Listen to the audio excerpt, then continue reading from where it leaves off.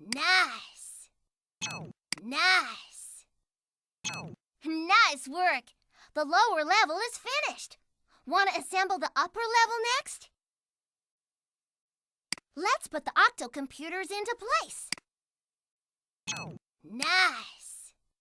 We'll have this done faster and you can say, we did it.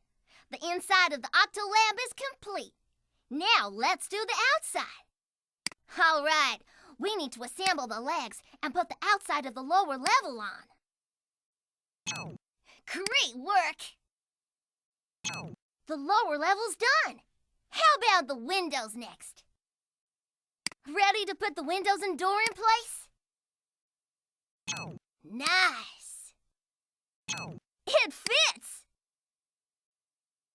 Good job. The outside is almost complete. These are the last pieces.